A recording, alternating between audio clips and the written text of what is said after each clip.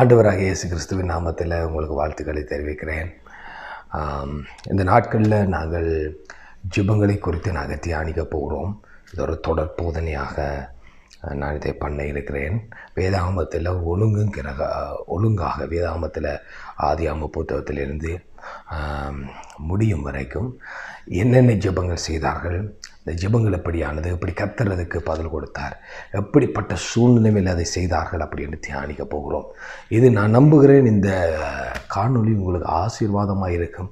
அது மாத்திரமில்லாமல் நான் உங்களை ஊக்கப்படுத்துகிறேன். இதை தொடர்ந்து பாருங்கள். உங்களுடைய விசுவாசத்தை இன்னும் கட்டும் அப்படின்றதை நம்புகிறேன். நாங்கள் ஆதியாகம புத்தகம் 15வது அதிகாரம் 1வது வசனத்திலிருந்து 1வது ஜெபத்தை நாங்கள் தியானிப்போம். இந்த காரியங்கள் நடந்த பின்பு கர்த்தருடைய வார்த்தை ஆபிரகாமுக்கு தரிசனத்தில் உண்டாகி, அவர் ஆபிரகாமே, நீ பயப்படாதே, நான் உனக்கு கேடகமும் மகா பெரிய பலனுமாய் இருக்கிறேன் என்றார். அதுக்கு ஆபிரகாம், கர்த்தராகி ஆண்டவரே, அடியனுக்கு என்ன தருவீர்? நான் பிள்ளை இல்லாமல் இருக்கிறேனே என்று தமஸ்கு ஊரானாகிய இந்த எலியேசர் என் வீட்டு விசாரணைக்காரனாக இருக்கிறார் என்றார். பின்பு ஆபிரகாம், தேவரீர் எனக்கு புத்திர சந்தானம் அருளவில்லை, இதோ என் வீட்டிலே பிறந்த பிள்ளை எனக்கு சுதந்திரவாளியாக இருக்கிறான் என்றார். அப்பொழுது கர்த்தருடைய வார்த்தை அவனுக்கு உண்டாகி, இவன் உனக்கு சுதந்திரவாளி இல்லை, உன் கற்பத்தின் பிறப்பாய் இருப்பவனே உனக்கு சுதந்திரவாளியாக இருப்பார் என்று சொல்லி அதுக்கு பின்பதை கடந்து செல்கிறது. நன்கு இந்த காரியத்தை சிந்தித்து பாருங்கள். ஆபிரகாம் கர்த்தருடைய வார்த்தையை நம்பி புறப்பட்டு வருகிறார். புறப்பட்டு வந்து ஆறான்லேருந்து திருப்பி ஆண்டவர் பேசி வலிக்கிட்டு வாப்பா, எல்லாத்தையும் விட்டுட்டு வா அப்படின்னு சொன்னோன்னே எல்லாத்தையும் விட்டுட்டு வந்து அலைந்து திரிந்து கடைசி ஒரு இடத்துக்கு வந்தோடனே தான் இந்த வார்த்தை ஆண்டவர் சொல்லுகிறார். ஆண்டவர் கதைக்க வருகிறார். அப்பொழுது தான் இந்த ஜெபம் நடக்கிறது. இதான் வேதத்தில் இருக்கிற 1வது ஜெபமும் கூட. இந்த ஜெபத்தில் நீங்கள் கவனித்து பார்க்கக்கூடிய காரியம்தான் ஆபிரகாமோட மனநிலையை முதலாவது கவனித்து பார்க்க வேண்டும். எவ்வளவு அவன் உடைந்து போயிருந்திருப்பார் அப்படின்னு சிந்தித்து பாருங்கள். ஆண்டவரை நம்பி எல்லாவற்றையும் விட்டுட்டு வந்து வருகிறார். எல்லாம் வரும்போது கர்த்தர் ஆசீர்வதிக்கிறாரு, எல்லாம் கொடுக்குறாரு, நிறைய சம்பாத்தியங்கள் பெருகிறது. ஆனால் இதெல்லாம் பெருகும்போது அவருடைய வாழ்க்கையில் வெறுமையை தான் உணர்கிறார். ஏனென்றால் அவருடைய வாழ்க்கையில் பிள்ளை இல்லை, இதை ஆண்டு கொள்வதற்கு யாரும் இல்லை அப்படின்னு சிந்திக்கிறார். ஒரு கடினமான கட்டம் இல்லையா? இதை சிந்தித்து பார்க்க வேண்டும். எவ்வளவு கடினமாய் ஆபிரகாம் இருந்திருக்கும். சொத்துக்களை பார்க்கிறார். வேலைக்காரருடைய பிள்ளைகள் விளையாடும் போது, வேலைக்காரருடைய பிள்ளைகள் அங்கே இங்கே திரியும் போது இவர் கவனிக்கிறார், எனக்கு ஒரு பிள்ளை இல்லையே, என்னிடத்தில் இவ்வளோ சொத்து இருக்கிறது, இதை அனுபவிக்கிறதுக்கு யாருமே இல்லை அப்படி என்று இவர் சிந்திக்கிறார். கர்த்தர் அந்த சந்தர்ப்பத்திலாம் பேசுகிறார். ஒரு தரிசனத்தின் மூலம் பேச வரும்போது தான் ஆபிரகாம் சொல்லுகிறார், ஆண்டவரே, நீர் என்ன தருவீர்? எனக்கு ஒரு பிள்ளையும் இல்லையே அப்படின்ற மாதிரி விரக்தியோடு பேசுகிறார். ஆண்டவரை பாருங்கள், நல்ல கடவுள். சும்மா தூக்கி போட்டுட்டு போகிறவர் கிடையாது, வாண்டுட்டு கை நடுத்தருவில் கையை விடுறவர் கிடையாது. ஆண்டவர் நல்லவர். அவர் எப்பொழுதும் தம்முடைய பிள்ளைகள் மேலே கரிசனையாக இருக்கிறவர். நல்ல தகப்பன் என்பதை ஆபிரகாமுடைய வாழ்க்கையில் காண்பிக்கிறார். நான் உனக்கு நல்லவராக இருக்கிறேன் என்று ஆபிரகாமுக்கு சொன்னது மேலே எங்களுக்கும் சொல்லுகிறார். ஆபிரகாமை ஊக்கப்படுத்துகிறார். சிந்தித்து பாருங்கள். ஆபிரகாம் இப்படி சொல்லும்போது ஆண்டவர் அவனை ஊக்கப்படுத்துகிறார். இவனுடைய புள்ள கிடையாது, உனக்கு நான் புள்ள தருவேன், உன்னுடைய கற்ப பிறப்பாய் பிறக்கிறவன் தான் அதுக்கு சுதந்திரவாளியாக இருப்பான் அப்படின்னு ஆண்டவர் சொல்லுகிறார். பாருங்கள், சில நேரத்தில் இப்படி தான் நாங்கள் ஆபிரகாமை போல சில நேரத்தில் கன்ஃபியூஸ் ஆகிடுறோம். அநேக நாட்கள் வெயிட் பண்ணி அநேகத்தை எங்களுக்கு கிடைக்கவில்லை அப்படின்னு சொல்லி நாங்கள் கன்ஃபியூஸ் ஆகிடுறோம், குழப்பம் அடைந்து இனிமேல் என்ன செய்கிறது அப்படின்ட்டு ஒரு ஆப்ஷனை கொண்டு வருவோம் இல்லையா? ஆபிரகாம் ஒரு ஆப்ஷன் கொண்டு வருகிறார், ஆண்டவருக்கு ஒரு ஐடியா கொடுக்குறார். சில நேரத்தில் ஆண்டவருக்கு தெரியாமல் இருக்கும் அப்படின்ற மாதிரி நேரத்தில் அப்படி தான் நாங்களும் ஆண்டவருக்கு ஐடியா கொடுக்கறதுக்கு வருவோம். கொடுத்து நாங்கள் ஏதாவது ஒன்று செய்துடலாம் அப்படின்னு நினைப்போம். ஆண்டவரிடத்தில் ஆபிரகாம் வருகிறார். ஆண்டவரே, எலியேசர் ஒருத்தர் இருக்கிறார், அவரை நான் சுதந்திரவாளியா என்னுடைய பிள்ளை மாதிரி அவனுக்கு அந்த அந்தஸ்தை கொடுக்க போகிறேன் அப்படின்ற கொடுக்கட்டா அப்படின்ற மாதிரி கேட்குறேன்.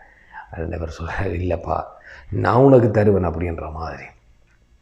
அநேக நேரத்தில் நாங்களும் அப்படித்தான் ஆண்டவரிடத்தில் சில நேரத்தில் ஐடியாக்களை கொண்டு வரோம். அநேகர் என்ன செய்வார்கள், அப்படி வர்றவர்களும் இல்லை செய்தியை போடுவார்கள், கேட்கவே மாட்டார்கள். ஆண்டவர் பார்க்குறா நாங்கள் செய்திருவோம் அப்படின்ற மாதிரி விட்டுருவார்கள். அருமையானவர்களே, இவ்வளோ முக்கியமான காரியம். அந்த நாட்களில் பரிசுத்த ஆவியானவர் மனுஷனுக்கு தங்கி இருப்பதில்லை. ஒரு சம்பவத்துக்கு வருவார், வெளியே போய் விடுவார். ஆனால் இந்த புதிய ஏற்பாட்டு நாட்கள், எங்களுடைய நாட்களில் பரிசுத்த ஆவியானவர் எங்களுக்குள்ளாக வந்து தங்கி எங்களை நடத்துகிறார். அன்றாட வாழ்க்கையில் இருக்கிறார், அதை செய்யும்படி சொல்கிறார், செய்ய வேண்டாம் என்று சொல்லுகிறார். எங்களுக்குள்ளாக இருந்து எங்களுக்கு உதவி செய்யும்படிக்கு, எங்களுக்கு வாக்கு கடங்காத பெருமூச்சுகளோடு எங்களுக்காக வேண்டுதல் செய்யும்படி பரிசுத்த ஆவியானவர் இருக்கிறார். எவ்வளவு நல்ல சந்தர்ப்பத்தை வைத்துக்கொண்டு நாங்கள் இருக்கிறோம். ஆபிரகாமை போல அல்ல. ஆபிரகாமை அழைத்ததின் பின்பதாய் நீங்கள் பார்த்தீர்கள் என்றால் 12வது அதிகாரத்தில் அழைக்கிறார், 15வது அதிகாரத்திலாம் இப்படி பேசுகிறார். அதுக்கிடையில் எத்தனையோ வருடங்கள் பேசவே இல்லை பாருங்கள், கதைக்கவே இல்லை.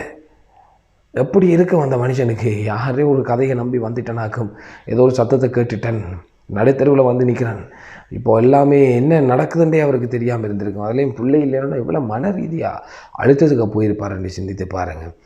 ஆனால் ஆண்டவர் எங்களை ஊக்கப்படுத்துகிறவர். பாருங்கள், ஆபிரகாமை அழைத்து கொண்டு வெளியே கூட்டிக் கொண்டு போய் நட்சத்திரங்களை காட்டி, கடற்கிற மண்ணை காட்டி, இதே போல் உன்னுடைய சந்ததியை பெருக பண்ணுவேன், உன்னை ஆசீர்வதிப்பேன் அப்படி என்று ஆண்டவர் ஊக்கப்படுத்துகிறார். நான் சொல்லுவேன், இன்றைக்கி நீங்கள் உங்களோட வாழ்க்கையில் வர்ற பிரச்சனையின் நடுவில் எங்கே ஓடி போகிறீர்கள்? எங்கே மோட்டிவேஷன், அதாவது உற்சாகப்படுத்துகிற வார்த்தைகளை கேட்க பார்க்குறீர்கள்? சிலர் என்ன செய்கிறார்கள், போய் யூடியூப்பில் வேறு இடங்களில் மோட்டிவேஷனல் ஸ்பீச், உற்சாகப்படுத்துகிற வார்த்தைகளை கேட்கிறார்கள். இதனால் நான் மோட்டிவேஷன் அடிப்பேன்டா. அருமையானவர்களே, அங்கே இல்லை. தேவனுடைய சமூகம் தான், தேவனுடைய வார்த்தை தான் எங்களை ஊக்கப்படுத்தும். ஆபிரகாமுக்கு ஊக்கத்தை உண்டு பண்ணினது எது தெரியுமா? சொத்து பத்து கிடையாது, வேறு மனிதர்கள் கிடையாது, கர்த்தருடைய வார்த்தை.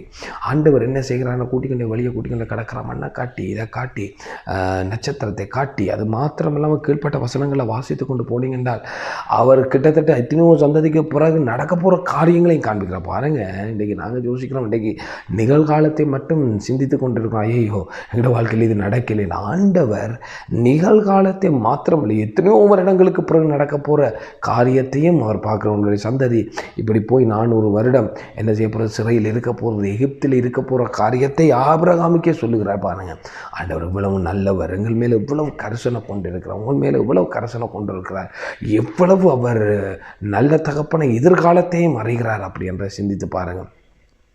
ஒருவேளை இன்றைக்கு சூழ்நிலைமைகளில் நீங்கள் சோர்ந்து போய் ஏதோ எனக்கு நடக்கவில்லை, ஒன்றுமே எனக்கு வாய்க்கவில்லை, எனக்கு எதுவுமே இல்லை, நான் ஒரு வறுமையாக உணர்கிறேன் அப்படி என்று சொல்லி நீங்கள் சிந்தித்து கொண்டிருக்கலாம். நான் சொல்லுவேன், ஆபிரகாமுடைய வாழ்க்கை உங்களுக்கு நல்ல உதாரணம்.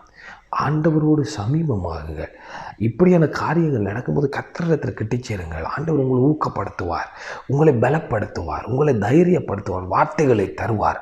தந்து என்ன செய்வார் என்றால் உங்களை இன்னும் கட்டுவார், அந்த திட்டத்துக்கு நேராய் நடத்தி கொண்டு போவார். பாருங்கள் எப்படி சொல்லுகிறார், அப்பொழுது கர்த்தருடைய வார்த்தை அவனுக்கு உண்டாகி, உனக்கு சுதந்திரவாளி இல்லை, உன் கற்பப்பிறப்பாக இருக்கிறவன் உனக்கு சுதந்திரவாளியாக இருப்பான்.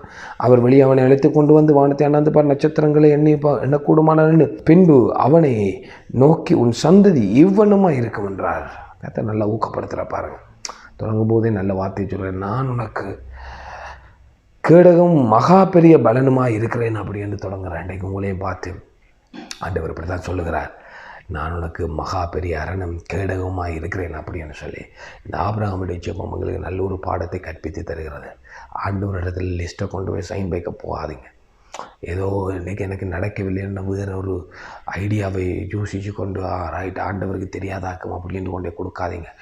ஆண்டவர் சந்ததிக்கு சந்ததிக்கு சந்ததிக்கு பின்பதை நடக்க போகிற காரியத்தையும் பார்க்குறார். வருடங்களுக்கு அப்பால் நடக்க போகிற காரியத்தை காண்கிறார்.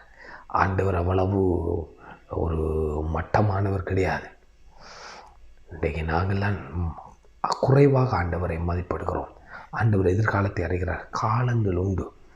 அவர் ஏற்ற காலத்தை ஏற்ற நேரத்தில் எல்லாவற்றையும் ஏற்ற காலத்தில் எல்லாவற்றையும் செய்கிற தேவன். உங்களோட வாழ்க்கையிலையும் இன்றைக்கி நடக்கிற சூழ்நிலையை பார்க்காதீங்க. ஆபிரகாமுடைய ஜெபம், இந்த காரியம் எங்களுக்கு ஒரு ஊக்கமாக இருக்கிறது. இன்றைக்கி சோர்ந்து போயிருக்கலாம். கர்த்தர் உங்களை ஊக்கப்படுத்த விரும்புகிறார். அவர் உங்களை காண்கிறார். அவரிடத்தில் கிட்டிச் சேருங்கள். அவர் உங்களை ஊக்கப்படுத்த விரும்புகிறார். அவர் உங்களுக்கு பலனாக இருக்கிறார். அவர் உங்களுக்கு கேடகமாக இருக்கிறார். அவர் உங்களுக்கு நம்பிக்கையாக இருக்கிறார். அவர் உங்களோட வாழ்க்கையை கட்ட விரும்புகிறார். இன்றைக்கு ஆண்டவரிடத்தில் உங்களை ஒப்புக்கொடுங்கள்.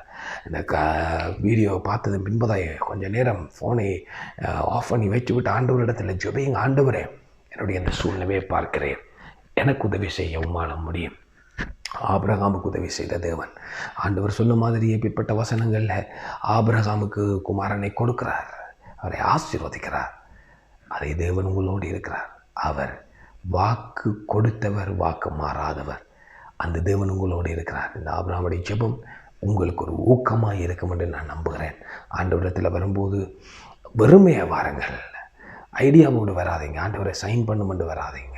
வெறும் பேப்பரை கொண்டு ஆண்டவரை நீரன் வாழ்க்கையை கொடுத்து எழுதும், நீரன் வாழ்க்கையை கட்டும் அப்படின்ற மாதிரி வாங்க. ஐடியாவை கொண்டு வந்து உங்களுடைய மாவேச ரீதியான ஐடியா, உலக ரீதியான காரியங்களை புகுத்தி ஆண்டவரிடத்தில் வராதிங்க. தேவனுடைய திட்டத்தை பாருங்கள், அவருடைய நோக்கத்தை பாருங்கள். அவர் உங்களை ஆசீர்வதிப்பார். கர்த்தர் தாமே உங்களை ஆசீர்வதிப்பாராக. ஆமென்.